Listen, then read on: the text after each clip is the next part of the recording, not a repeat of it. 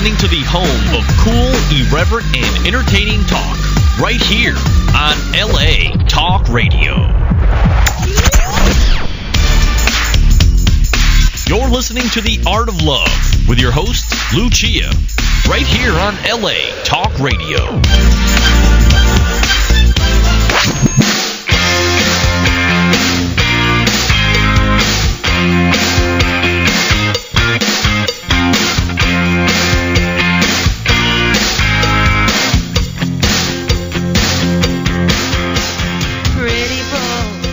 Hello and welcome to The Art of Love.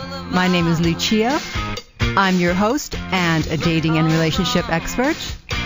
And I'm here to entertain, educate, and enlighten you about love, dating, and relationships.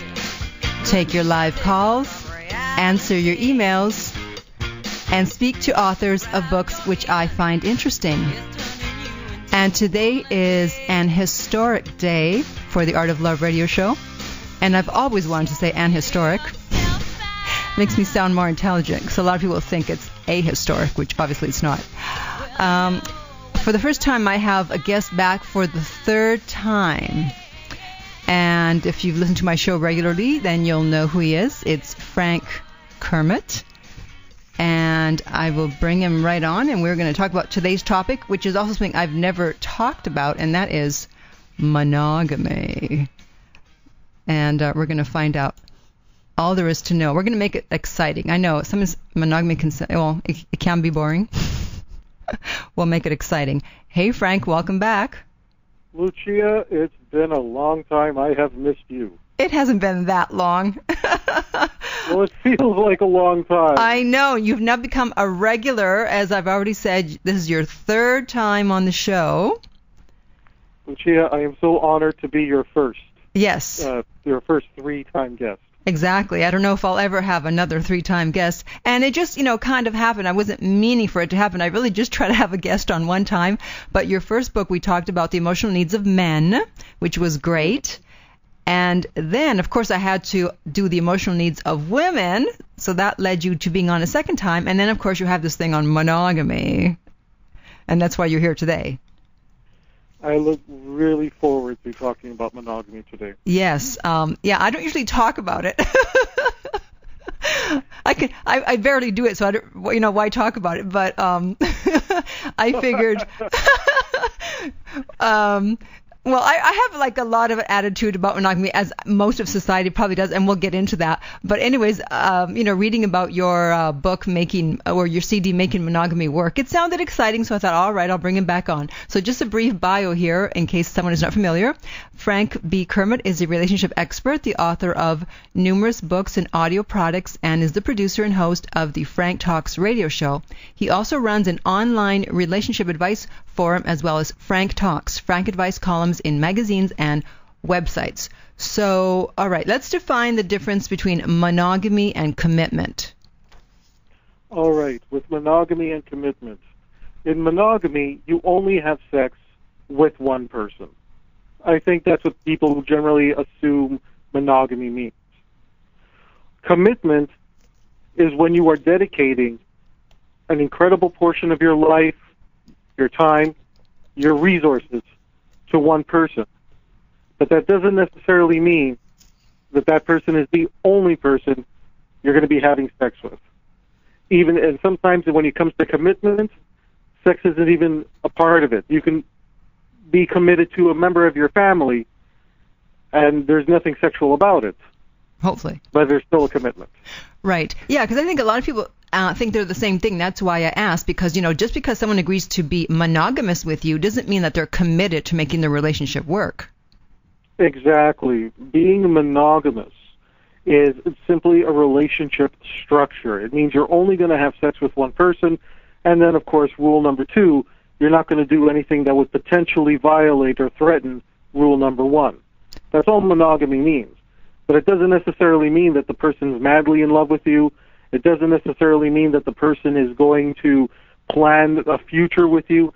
It's just a way of organizing their time so that they'll focus on you, get to know you, and find out whether or not you're compatible.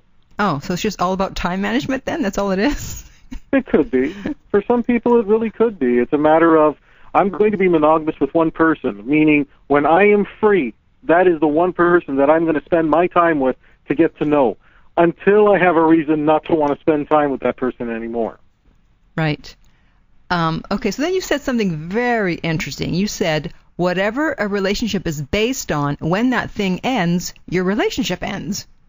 That's right. That's why you never base your relationship on something that cannot stand a long-term existence. You never choose somebody just because of how they look right now, because over time, looks may fade. Mm-hmm. You never base it on their current status of health, because over time, health might fade. You never base it on something like how much money they're making in the moment, because over time, they might lose their job. They might not make as much money. If a relationship is based on things like that, and those things disappear, you'll have no incentive to continue the relationship long term. If, however, the relationship is based on a mutual understanding and respect of one another, the desire to see the other person do well, just wanting to be around the other person, those are the types of things that can carry on long term. This is why I think some relationship philosophies of, find somebody that you can have a good conversation with, because when everything else dies out, you at least want to have someone that you can talk to. Right. Okay. That makes sense. And then you said monogamy must be earned. What does that mean? Okay. Now, we're going to look at the two different types of way of approaching monogamy. There's the case where someone does see monogamy as a form of commitment, and they may be dating 2 or 3 people very casually, but they find someone and they say, that's the one person that I really want to spend more time with to find out if they're a great potential life partner for me. In that case, monogamy must be earned. It's not something you go in and say, well, I demand that you be monogamous with me, otherwise, take a hike. Let the monogamy be earned. Find out if you even want to spend that kind of intimate time with a person. Mm-hmm. The other way to look at it is the serial monogamous. That's the person who only wants to date one person at a time. But if you're going to take that path, you have to be very intense with your monogamy. You don't just see the person once a week. You try to see the person 2 or 3 times a week. Get to know them as soon as possible. Let it be an intense experience. Find out as soon as you can if you're compatible long term. And if you find out that you're not compatible, when it's time to break up, you don't go back. Okay. Which then, of course, leads to, who does monogamy hurt more, men or women? Okay, well, it hurts the person who really doesn't know what it is they want long term. That's the general rule. Mm-hmm. But if we had to pick a side, monogamy hurts women more than it hurts men. Simply put, women have a biological clock. If she is looking to start a family, if she is looking to get married, if she is looking to have children, she has a limited number of years where she can do it where the health risks are low. Then she has an even more limited number of years where she can start a family, start having children, but the health risks are even higher. And then at some point, she just doesn't have that option anymore. If she's staying in a monogamous relationship for, let's say, 5 or 6 years during those very crucial biological clock periods, mm-hmm. and she's not with the right person, and she's not even exploring the option. Some other guy comes up to her and says, hey, how about you and me go have a coffee? And she says, I can't.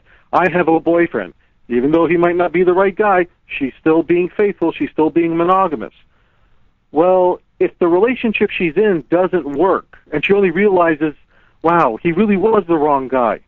If she really wanted to have children, she might miss out on a lot of opportunities, and all those potential suitors that came knocking on her door might be lost to her.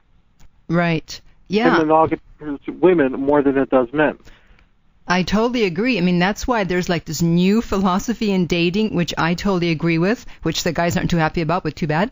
And I say to women, listen, your sexuality is no longer the greatest thing you can give a guy, because everyone's having sex before marriage. It's now your exclusivity.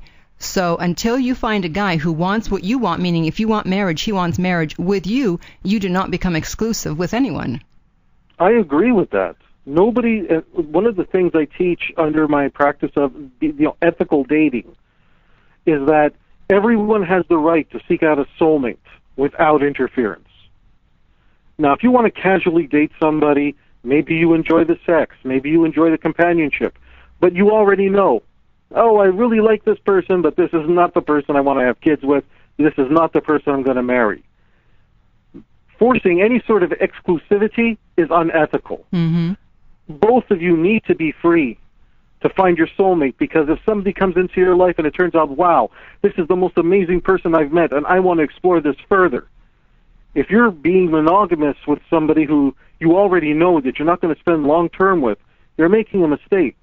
I completely agree with that premise that your exclusivity is the prize.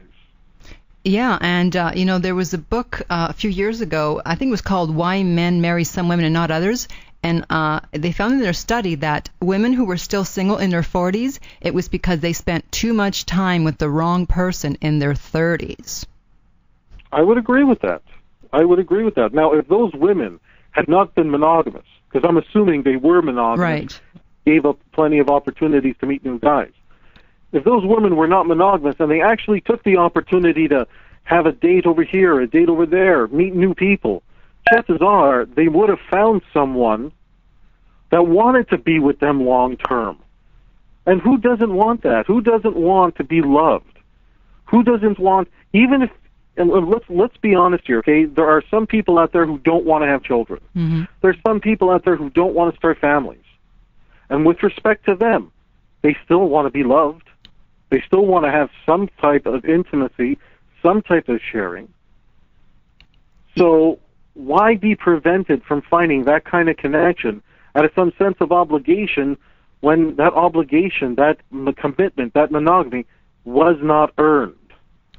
Right. And then also, biological clock aside, for women, before the whole cougar thing came along, and even also for some women who aren't interested in dating younger guys, the fact remains that as women get older, guys tend to, again, before the whole cougar thing, not want to date with them.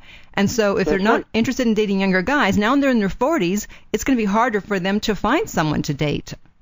Absolutely, because even those guys who are, let's say, unsure about whether or not they want to have kids, they're more likely to date women who are younger just so that they have the option. It's just a matter of having the option.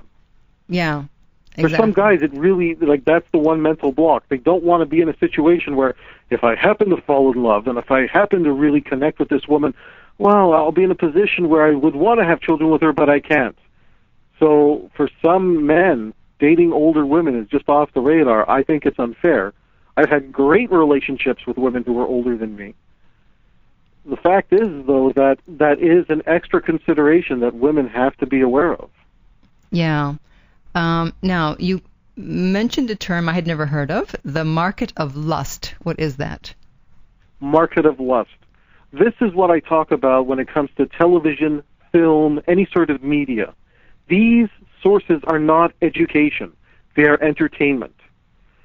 So much of what you are going to be marketed to, so much of what's being presented to you is to try and discourage people from being monogamous. Why? Because monogamous people, those people who have found a very committed relationship and are sexually faithful to one another, they tend to spend less money. People in healthy, monogamous relationships spend less money. Think of all the money that people spend to get attention of the opposite sex. Right. There's a huge industry. And if you're dating more than one person, well, you have to spend money on those dates.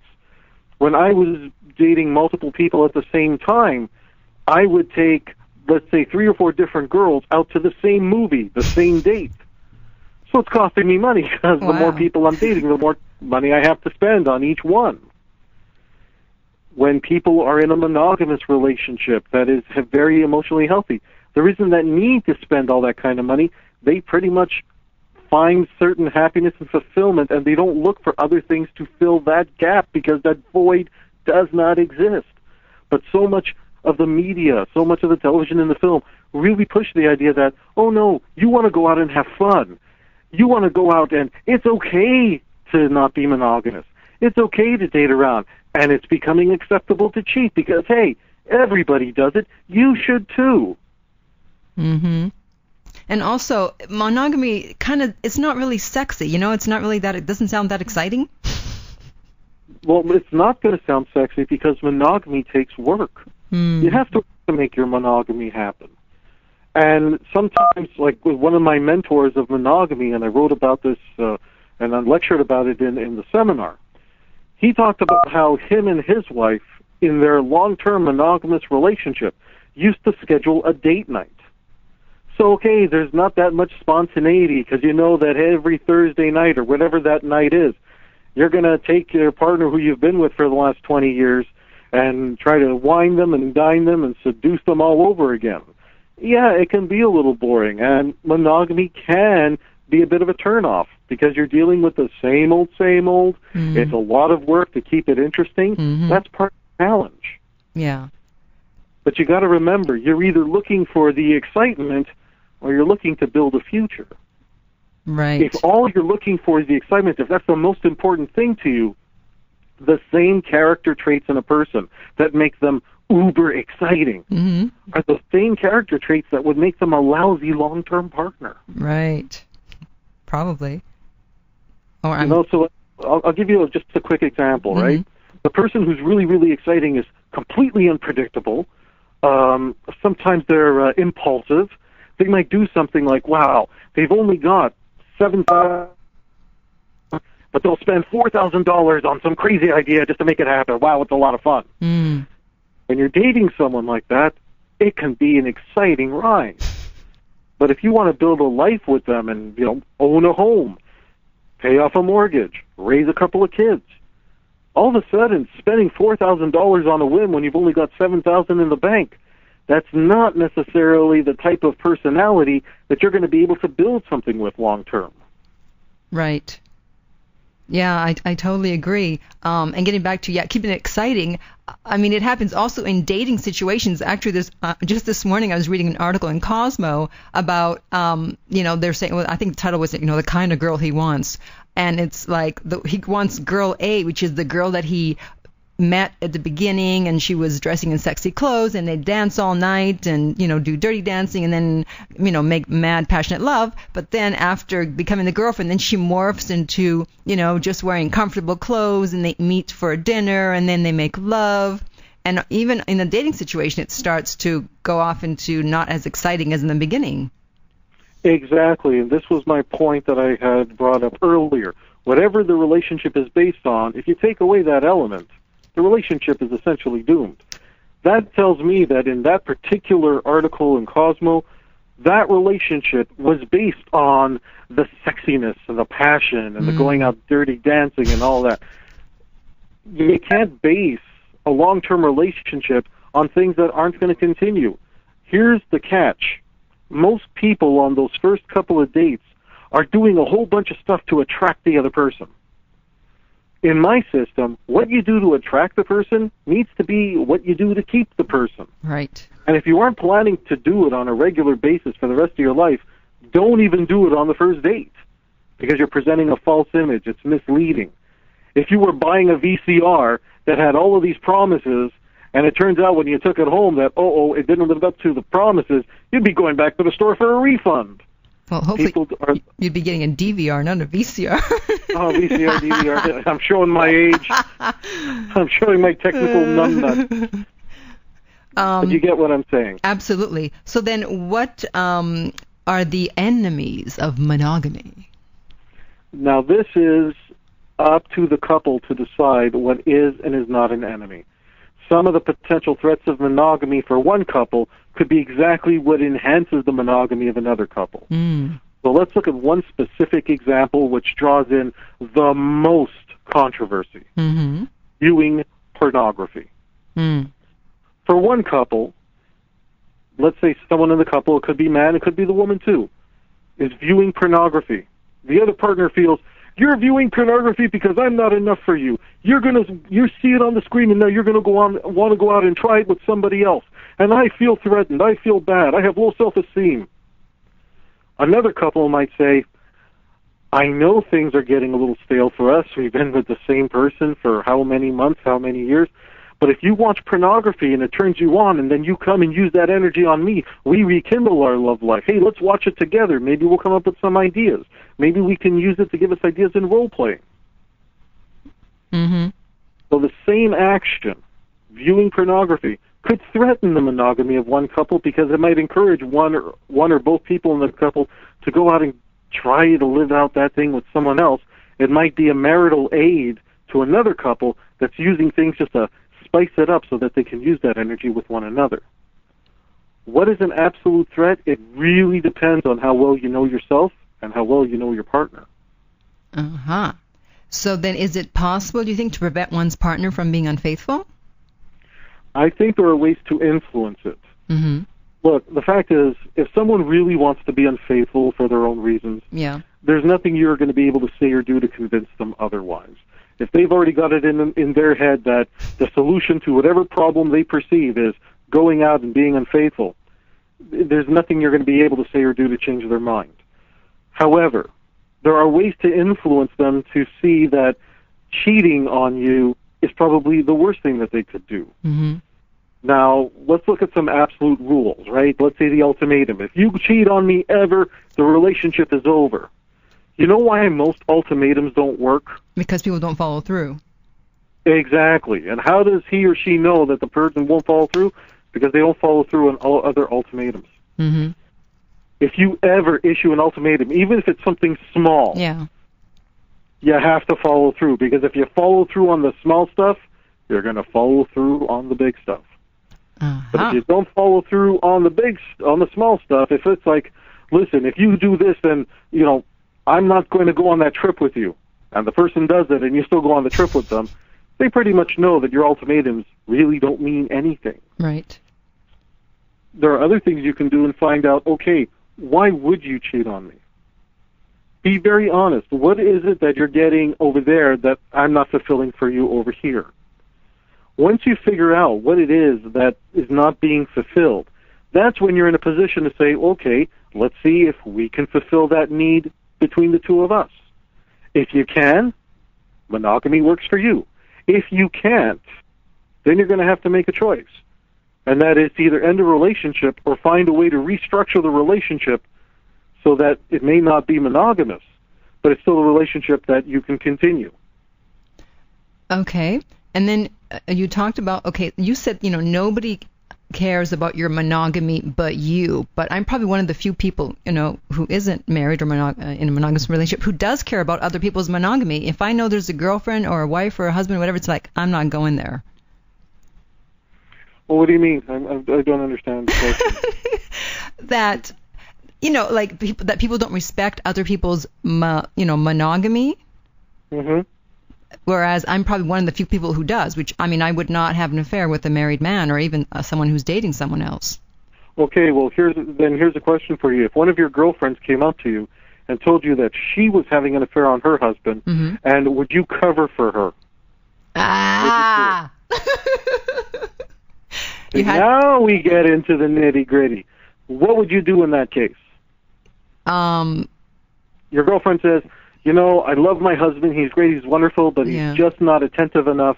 I'm not having my needs fulfilled.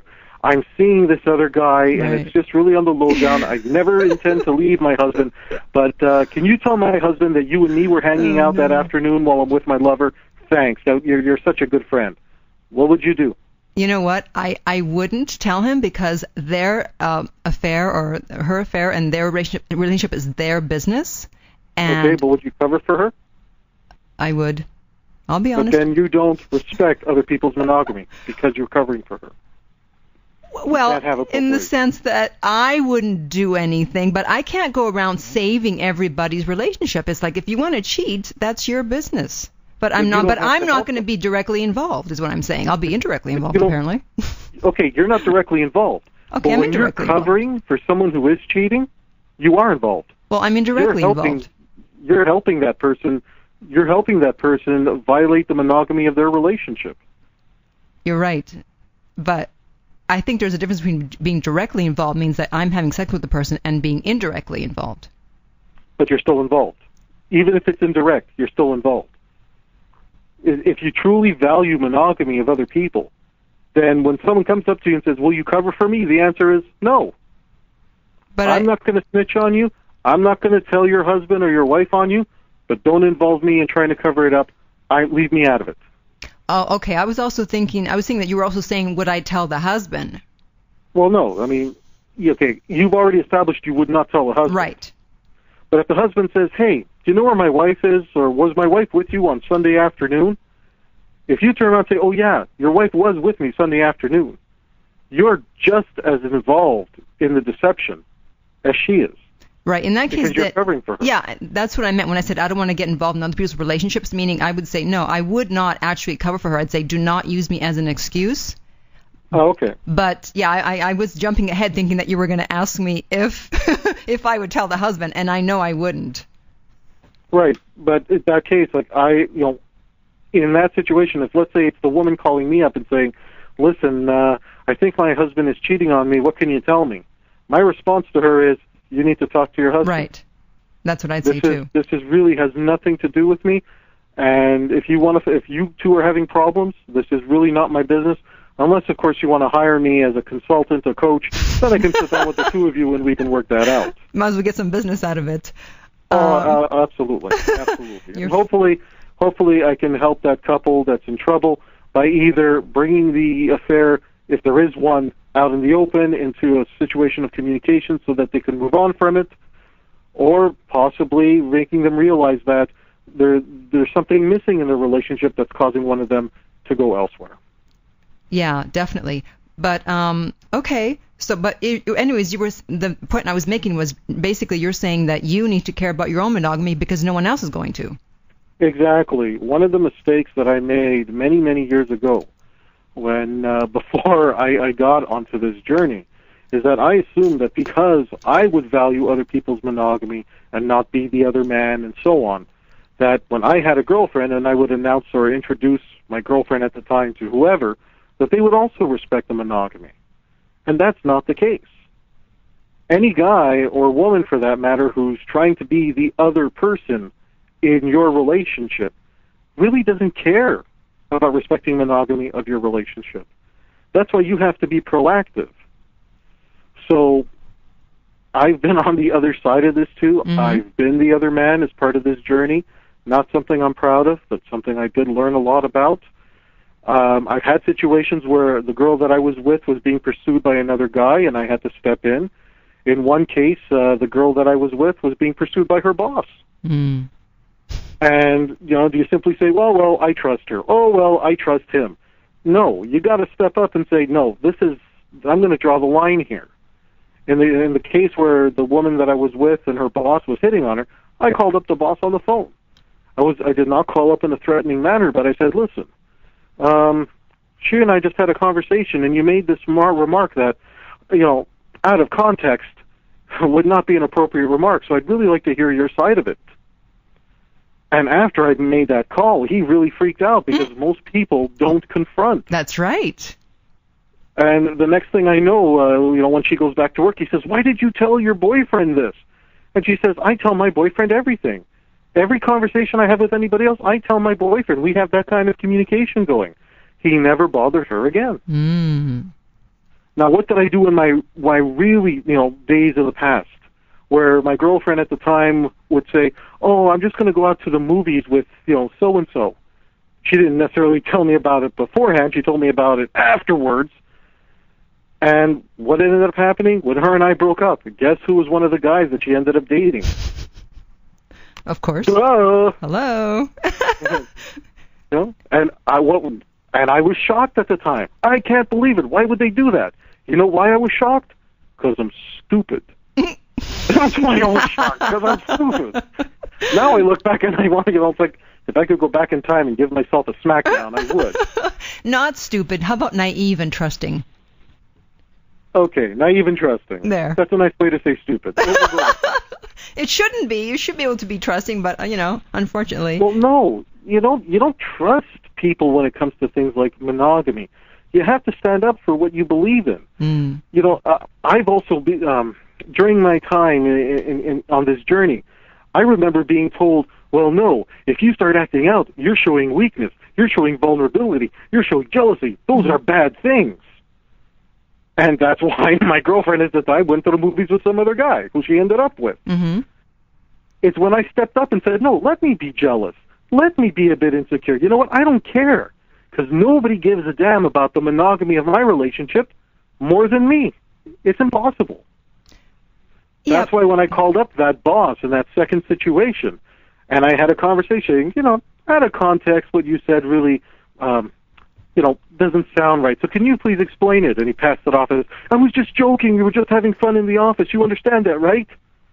Well, sure, I understand. But you got to understand that you being her boss is inappropriate, et cetera, et cetera. Let's you and me settle this over the phone, in this way. We definitely don't want this getting out of hand, now do we? And, of course, it didn't get out of hand. Now, some people would say that I was needy, that I was being insecure, that I was jealous. Mm-hmm. I kept my relationship going. Okay. And the girl that I was with respected me more for having stood up for my boundaries. Right, but then couldn't someone say, well, then you obviously don't trust her because it takes two to tango? My feeling on that is it's not about my trust for her, because she didn't do anything wrong. It's about enforcing my boundaries. And if the guy is making a pass at my girl, and I've already established that her and I are in a monogamous relationship, he's crossed my boundaries. My issue is with him. Now, if I was a jerk, I'd be yelling and abusing her for the attention she got. Mm-hmm. But I'm not. I'm a man. I go to the guy and I say, this is my boundary. You were maybe a little gray on it. You're not gray about it anymore. It has nothing to do with whether or not I trust her. He's crossing a boundary. Here's the way I see it as a man. Yeah. My job is to keep my woman safe. Mm-hmm. If I'm sending her back to work in a situation where her boss has made a pass at her, she said no and he hasn't stopped, now I'm taking responsibility to make sure she remains safe. Okay, got it. And now there are people who will still interpret that as a sign of weakness. Part of being a man, I really don't care if other people think of me as weak or not. I don't need their approval. I need to protect what's mine, and that includes whatever monogamy I value. Okay, yeah, that makes sense. Now, you also talked about, in presenting a united front, you said that you should each have each other access to each other's voicemail and password and email password and all that. Is that just if you're married or even if you're just dating monogamously? Okay, well, if you're just dating casually, then no. Not casually, but let's say monogamously dating for several years. Okay, if you're monogamously dating for several years, the questions I have for you are you living together?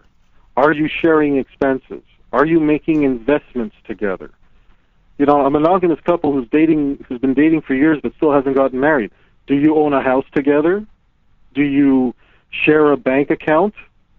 Once you start getting into those type of things, you better damn well have everybody's password to all accounts and Facebook and telephone numbers and cell phones, and you name it, you better have that. Mm-hmm. Here's the analogy that I like to use, and when I use this analogy, people click with it right away. Okay. If you were going to get into a business deal, and you're going to have a business partner, now that person doesn't share anything else of your life, but you do have a business together, you would want all the passwords, access codes to each other's business-related communication systems. I would have to assume so. Yeah. Okay. When you're getting emotionally involved and financially involved with another person, where it's not just your business life, but it's pretty much everything in life, including kids and retirement plans and deeds to the house and all of that other stuff. I mean, when it comes to a business, which is only a fraction of your life, people understand, well, of course you have to have everybody else's passwords. You want to make sure that everything's on the up and up. You want to, and that's when the light bulb goes on. If you need it for business, well, what about the rest of your life? As far as I'm concerned, a business can tank and you can start a new business the next day. But when your relationship tanks and everything you've invested for, people lose their lives, access to their children, all their plans for retirement, and when they, being able to stop working early and being able to travel and being able to enjoy their grandkids and all that stuff gets shattered. You have to rebuild the pieces. And when that for me is more important. And you're willing to say, no, I don't need the person's password for their cell phone. This is where I'd like to say again, hello. Okay, but let's to play devil's advocate, it's like, well, I'm not going to marry someone that I can't trust, and so I don't need. If I trust him, then I don't need his password. Need or okay, won't. would you get into business with someone that, hey, you trust them, so you don't need passwords to the accounts and whatnot? Well, why do you still need it? Because you're responsible for whatever they do. You're Right. on the hook for any mistake that they make.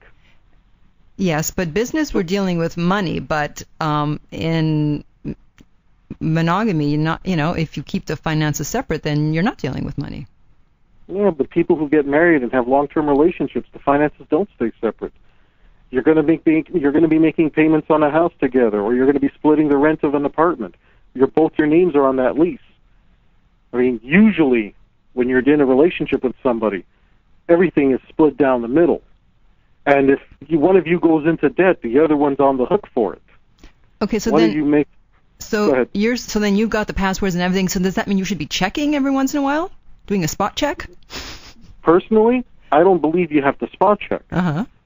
It's the issue for me is, am I being prevented from spot checking?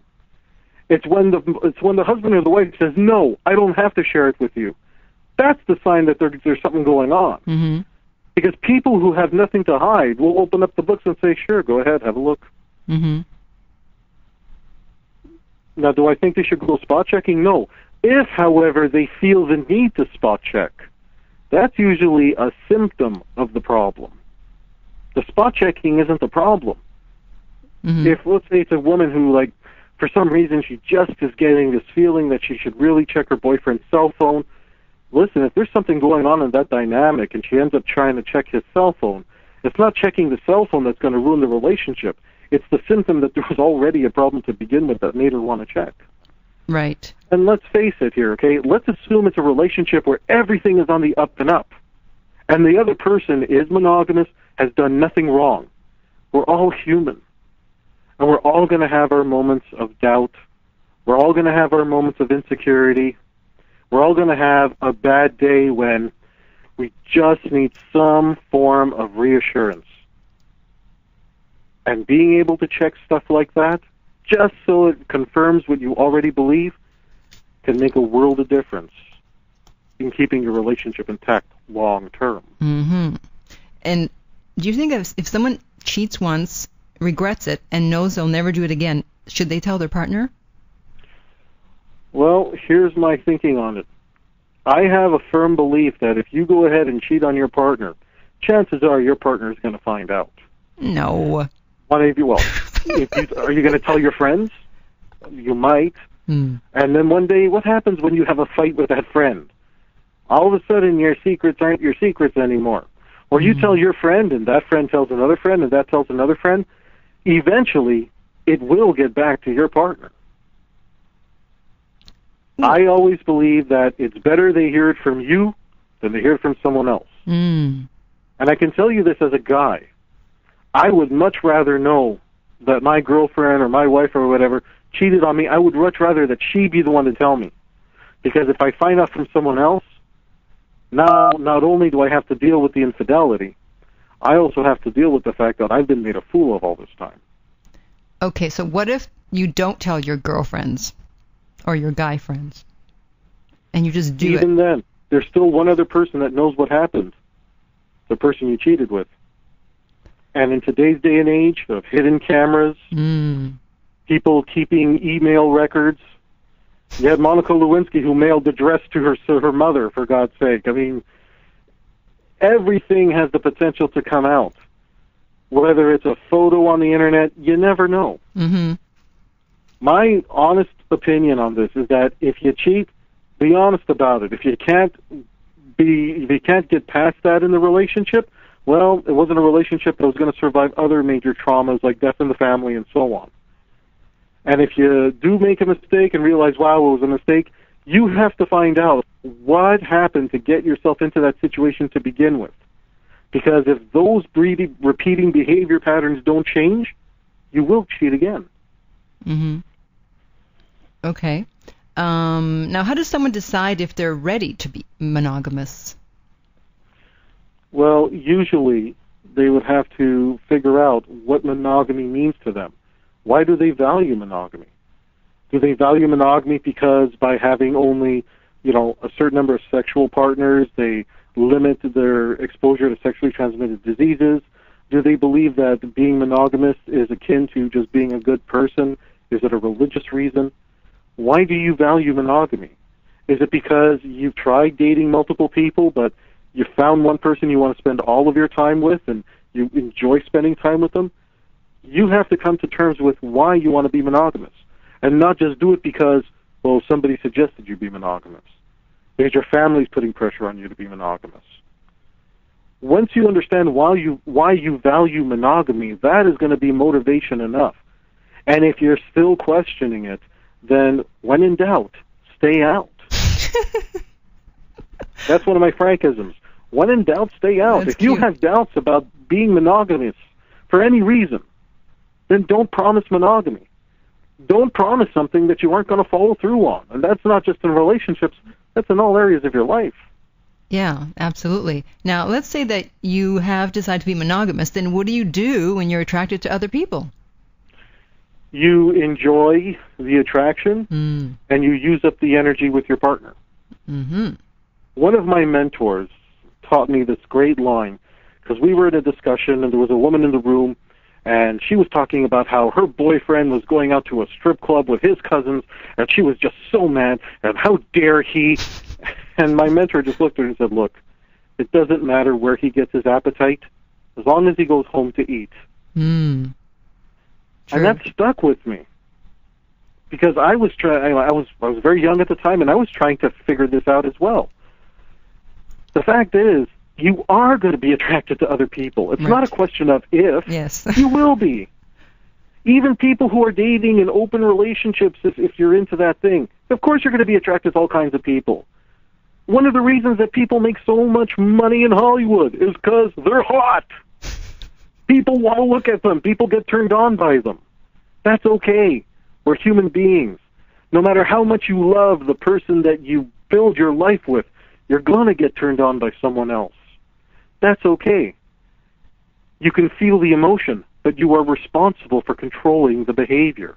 Just because you're turned on by that guy across the street or the girl down the road doesn't mean you have to pursue them. Enjoy it. Wow, I'm feeling so randy right now. Saw a video, watched a movie, celebrity on TV, hey, person walking down the street, I feel so like I gotta be with somebody. Go to your partner, say, come on, I want to have a quickie. Right, because they think that people are turned on by someone else, and they assume that they have to have sex with that person that's turning them on. Exactly, and that's just not the case. You can be turned on by a variety of things, but when it comes time to act on it and to release that energy, that's when you find your monogamous partner. Right. Okay. And then finally, how can one make monogamy last?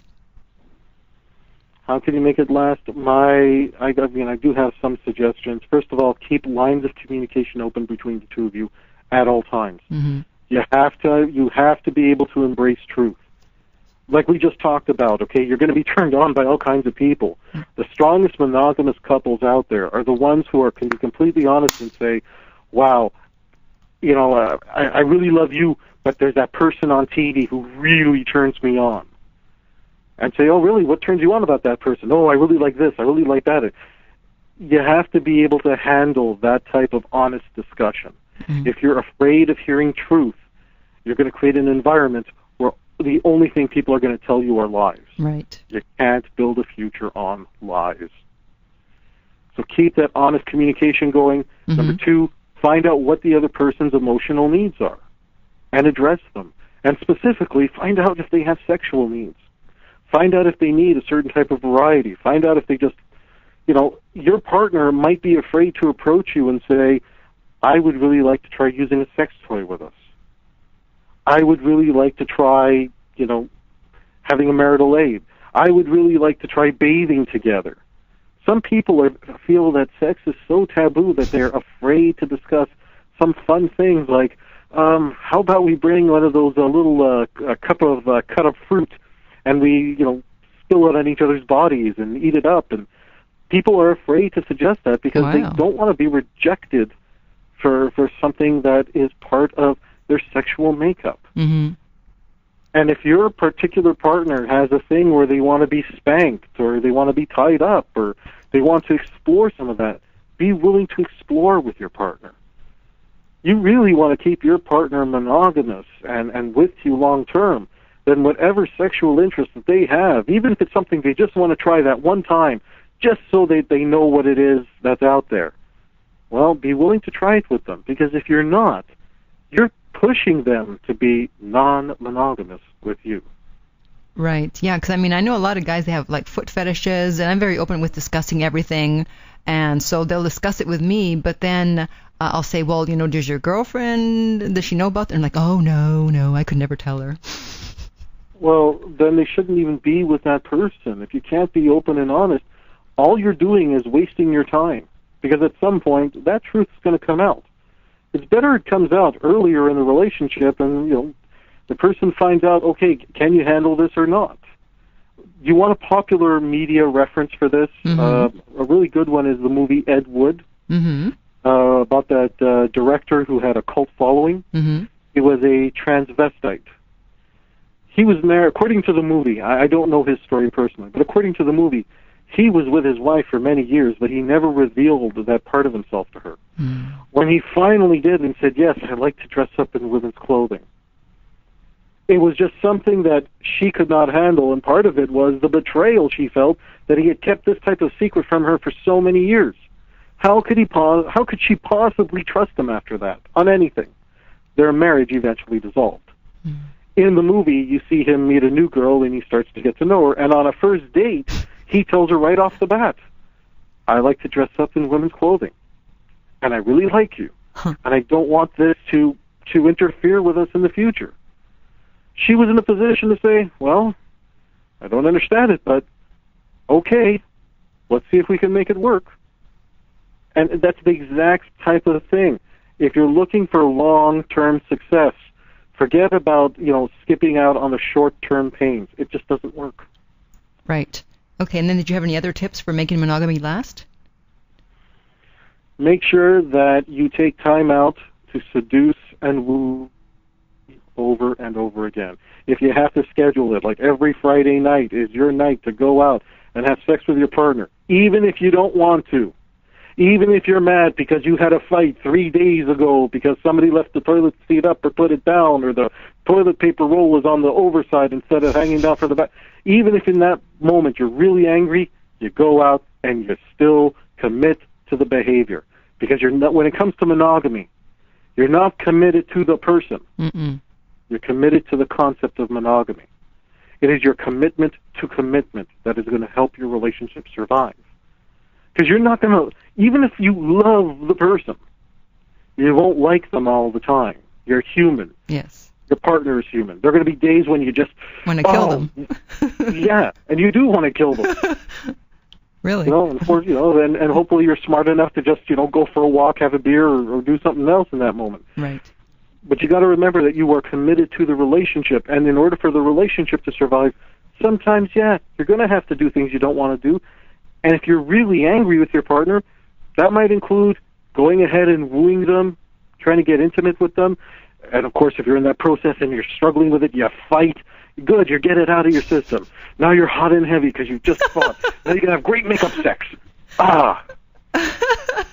Okay, and on that note, so your website is franktalks.com. You've got all your wonderful products for sale on there. And this CD, it's just a CD, right? It's a 4-CD set. Yeah, it's Making Monogamy Work When One Is All You Need. And that's Frank B. Kermit. Well, thank you so much for being on again. It was wonderful, as usual. Lucia, I am so proud to be the only person you've had on 3 times. And my hope is that sometime next year you're going to say, Frank, how'd you like to be on a 4th time? And I will say, yes! Well, who said it's going to be next year? It might be this year. Anytime. If you need me, I will be there. Well, thank you so much, and you're always a great guest. Thanks for being on. You are my most favorite Lucia in the whole wide world. I'm probably the only one, Lucia you know. Details. Don't get cut down on the details. Exactly. Okay, take care. Talk to you later. You too. Be well. Bye. Bye-bye. Okay. Well, thank you so much for joining me today. I hope you enjoyed that. I certainly did.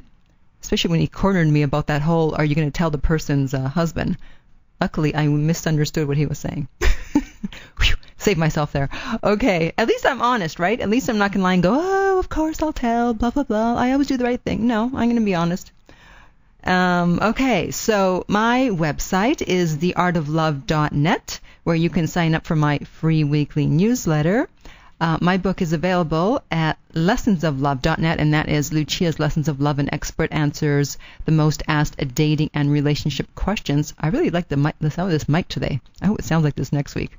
Kind of like I have a little bit of a cold. All right, and until next time, remember that love inspires, empowers, uplifts, and enlightens. You're listening to The Art of Love with your host, Lucia, right here on LA Talk Radio.